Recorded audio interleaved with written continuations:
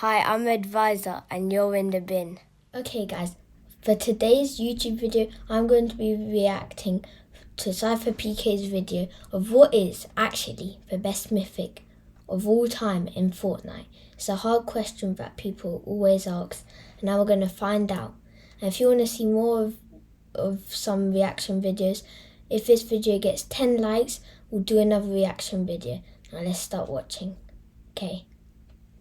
Today, I want to rank every single mythic that ever existed in Fortnite, going from the worst to the best mythics of all time. And you might be wondering, how am I going to do this? Because there is 115 mythics. So let's just start with the worst ones ever, and we'll work our way to the best. At number 115, the cardboard box. I chose this as the worst mythic of all time. The reality is, this mythic was pretty useless, and the fact that it was a mythic rarity item to begin with was a joke. These things rarely ever work. People always knew you were hiding in them because there was no other reason for the boxes to be there. This was a green item that got reskinned into a mythic item for whatever reason. This should have never been a mythic to begin with. But now we move on to number 114, the Spire Jump Boots. Chapter 2 Season 6 was hated for a lot of things, but the Spire Jump Boots is definitely up there as such wasted potential. It sounds like a cool idea, but it was executed so poorly. You had to jump 3 times for some reason just so that you could glide or redeploy. And the thing is,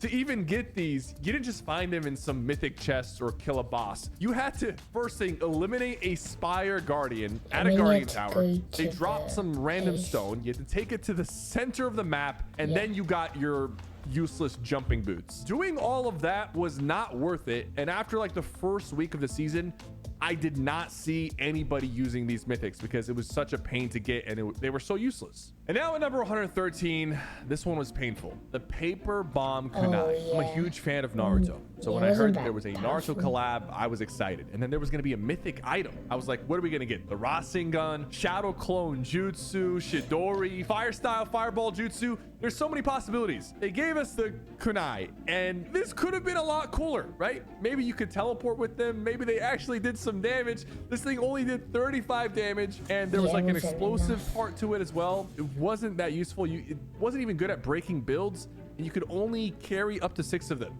I'm so disappointed as a Naruto fan. Honestly, like, this is heartbreaking, especially after seeing what the other animes got for their mythics. But we got to talk about number 112, the Diamond's Thermal DMR. The DMRs are usually cheeks, but this one just took it a step above. People said it was maybe okay if you had certain augments that made it better, but guys, this thing did 40 body shot and 70 headshot. Recoil on this was terrible. The thermal part never made any sense to me. Like, it didn't actually help, which is why this DMR absolutely sucks. Next up, we have the Cloak Gauntlets and Predator's Cloaking Device. Now, these things make the current invisibility medallion actually look good, because these absolutely suck. The invisibility was even worse than what we currently have this season. It would only last up to 30 seconds, and people could still see you like clear as day. Nobody picked these up. They had an awkward animation just to activate them. This was a death sentence. Trying to use this around anybody, you were just going to get pumped. And after that, we have to go to the Zig and Choppy's ray gun.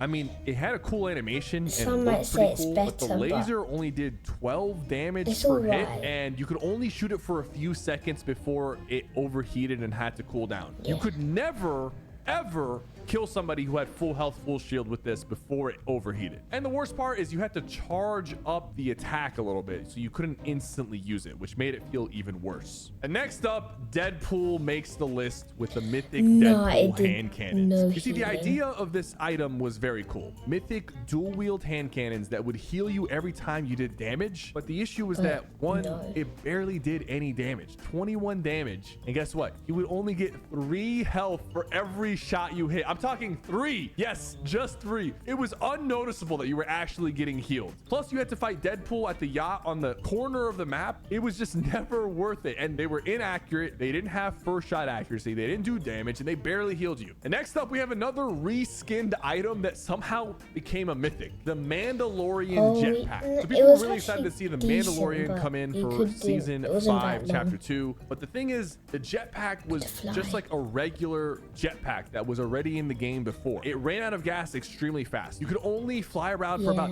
10 seconds before it ran out of fuel, and then you had to recharge for 6 seconds. To be honest, this is just not a mythic level item. Next up, we have the Spire's Assassin Recycler. Now, the thing is, the Recycler was kind of useless, and the mythic version only did a little bit more damage, but was also pretty much useless. The only thing we got out of this was a really funny Nick A30 video / clip, but he wasn't even using the mythic version, so we didn't really get much out of this anyways. So those were the 10 worst mythics, and we could be here for 2+ hours because there's 115 total mythics. So I'm actually going to speed through the bad to mid mythics and work our way to the top 20 mythics of all time, because a lot of these mythics are just reskins or guns you don't really care about or remember. So we have things like the Zeus DMR, Bender's shiny metal ray gun, which was basically like Zig and Choppy's but only did a little bit more damage. In the top 40, you'll have things like the mythic goldfish, which was extremely rare, but now that we actually can use it in reload, we know that it's not that good. It's pretty situational. But now we work our way to the top 20 mythics of all time, and I think we cooked with this list. So at number 20, we have a new mythic that just got added this season, the War Machine's Arsenal. Now it might be too soon to call it, but so far it was good, but also wasn't good. Causing some serious damage. It depends. Like having like a mini mech on your back, and I expect Epic to nerf this a little bit more. They already nerfed it once. They might nerf it more, but I'm judging this based off of what I played in the first week of the season. It's very strong, and I think it deserves the top 20 spot. Now at number 19 and 18, also recent mythics, waterbending and airbending. When it first came out, I'm not gonna lie, I thought waterbending was kind of cheats, but it actually does some pretty decent damage, especially after they buffed the fire rate and the damage from 22 to 24 and gave it a bigger headshot multiplier. I knew it was good when the pro players started using waterbending in the FNCS and cash cups. And then of course, airbending was one of the best rotation items of the season, and just in general, one of the best rotation items ever, being really good for mobility. Both of these are up there. And by the way, if you're wondering where earth and firebending is, they're really down the list because they were not that good. At number 17, we have the Machinist Combat Assault Rifle. The Combat Assault Rifle is one of my favorite weapons. The mythic version with a sight on it, 220 DPS with an AR, 25 body shot, 38 headshot damage. This thing was extremely accurate. It had a really good fire rate, could put a lot of pressure on people. It was one of the best mythic ARs ever. At number 16, we have the Ageless Champion Shockwave Hammer. This was extremely good for mobility, and the thing is, the regular Shockwave Hammer actually got nerfed from 4 charges to 3, but this one stayed at 5 charges, so it had all the regular Shockwave Hammer users beat. It also did pretty decent damage. It could be used offensively and defensively, and is regarded as one of the best mobility items to ever come to Fortnite. Now we go to the top 15. We have the Cerberus Gatekeeper Shotgun. Now, a lot of these are pretty recent if you haven't noticed, but don't worry, there's some OG ones that top the list. This one is really good because you don't even have to think to make the Cerberus Gatekeeper Shotgun kill somebody. Every shot did at least 100 damage. The only downside was that it had 3 shots, but the reload time was extremely fast with the quick reload attachment it came with. I do think that this gun would have been higher on the list if it had the drum mag instead of the reload, but this thing was so good. It had Peterbot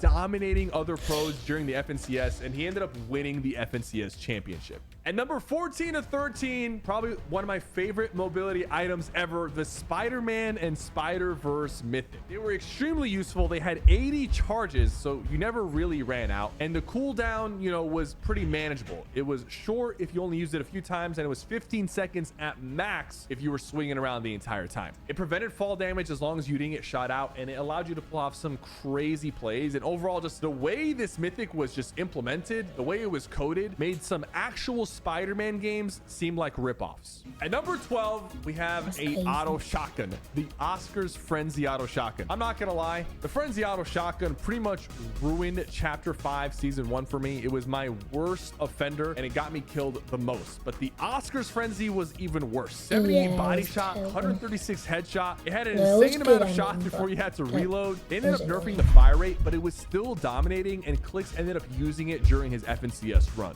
At number 11, we have another mobility item, the ODM gear. This was a part of the Attack on Titan collaboration, and honestly, the skill ceiling on this was extremely high. The Spider-Man mythics were easy to use. This thing was kind of hard to use, but if you could master it, your movement was just super fast, and it was really good offensively. You could use it to jump into people's boxes. You could do like 70 damage per hit, and it also had 80 charges like the Spider-Man mythic, so you could use it the entire game. And in the same season, we have number 10, the Mythic Havoc shotgun. The thing about this shotgun is it's kind of like the OG chapter 1 pump. This thing did 250 headshot damage. It could one pump somebody in zero build, even if they had overshield, full health, and full shield. And its body shot damage was also extremely high, over 115 body shots. So no matter where you shot somebody, they were either going to be one shot or dead. They ended up nerfing the damage, but it would still hit for 210 max headshot, which no other pump at the time could hit over 200.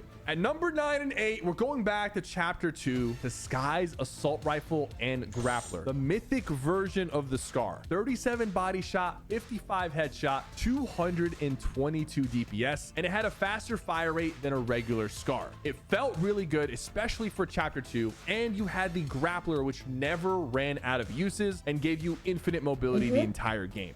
But it does get outshined in the same season by number 7, the Midas drum gun. Now, you might be thinking, the Midas drum gun is not that strong. I use it in creative all the time. It's pretty weak. That is not the Midas drum gun. Even though it has the same name, Epic has nerfed this gun like 6 different times since its release. When it first came out, 250 DPS. This thing was extremely accurate. Any controller player with this gun turned into Thanos pretty much. 25 body shot, 50 headshot, a magazine size of 40, so you could constantly put pressure on people and just wipe player after player. But later on, we got number 6. In chapter 2 season 6, we were blessed or cursed with the Spire Assassin's Primal Shotgun. Now, the Primal Shotguns were really strong, but the Mythic Primal Shotgun, this thing did 211 DPS. It would shoot in bursts of 2. You didn't have to wait long before you could shoot again. It was like a drum gun on steroids. It was extremely broken, especially in the Primal meta when there weren't that many good weapons. Imagine running up to somebody with this gun while they still had a makeshift shotgun in their hand. And I guess chapter 2 was the season of broken mythics, because at number 5, we have the Iron Man Unibeam, which might come back this season. It shot through walls and did 90 damage. And the thing is, it had pretty much infinite range. If you could see somebody, you were going to hit them with this thing from across the map.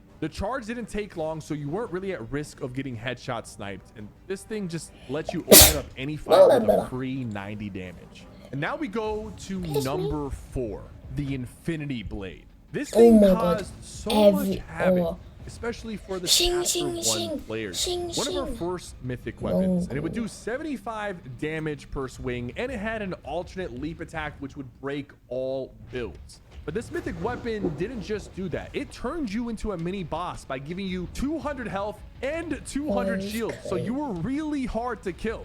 On top of that, you would gain 1 health or shield per second that you were holding the sword, and anytime you got an elimination, you would get 50 siphon.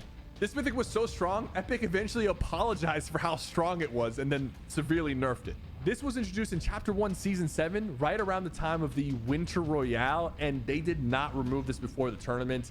And we had crazy clips like this. Some were going crazy. Gonna get another one here. He's gonna be trapped inside of the storm, though. Doesn't matter. He can. Oh my God! He was just killing Counter everyone. elimination. He's on a killing spree. Oh my word! And now we go to number 3, the Foundation's MK7. This is one of the most broken mythics of all time, which is why it's the rarest drop in Fortnite Reload. 209 DPS, 25 body shot, and 38 headshot damage. But what you're overlooking is that this was a first-person reticle. The first time we had a first-person reticle in Fortnite, and when it came out, it had virtually no recoil, and even after they nerfed it, it still pretty much had no recoil. If someone wasn't paying attention, they were going from 200 to 0 in a split second from across the map. But at number 2, we have the actual best assault rifle in Fortnite, the overclocked pulse rifle. I didn't think they could top the Mythic Foundation's MK7, but this one was absolutely broken. It was only obtainable by capturing the mid-game island that would spawn in. Now, it had a slower fire rate when you aim down sight, but would still chunk for a ton of damage. But the broken part about this was you could hip fire this gun and shoot extremely fast and have a 237 DPS. That's like the Midas drum gun in terms of damage, but it was actually accurate and can be used from long range. This thing shredded through people and shredded through builds and hopes and dreams. So you're probably wondering, what is number one? What is the most powerful mythic item that you could use to win a game of Fortnite? And you know, I had to give it to the most iconic mythic ever added to Fortnite. At number one, we have the Infinity Gauntlet. If you guys don't remember, when you picked this up, you actually turned into Thanos. You had 4 different abilities. You had a punch that did 100 damage and instantly broke all structures and builds. You had a ground pound attack, a giant laser that did 50 damage per second, and a super jump that allows you to rotate across the entire map. On top of that, when you equipped it, you had 700 health and 300 shield, totaling 1000 HP. Even a bot using this mythic could drop 30 bombs back when it was in the game. That's how powerful it was, and that's why it deserves the number 1 spot. That's my list, and guys, I want to do more ranking videos on this channel. Yeah, guys, thanks for watching. I don't know what kids are doing, but if you enjoyed this video and you want to see more, please subscribe, because I want to get to 150 subscribers by the end of January. Please subscribe. I'll see you in the next video. Bye.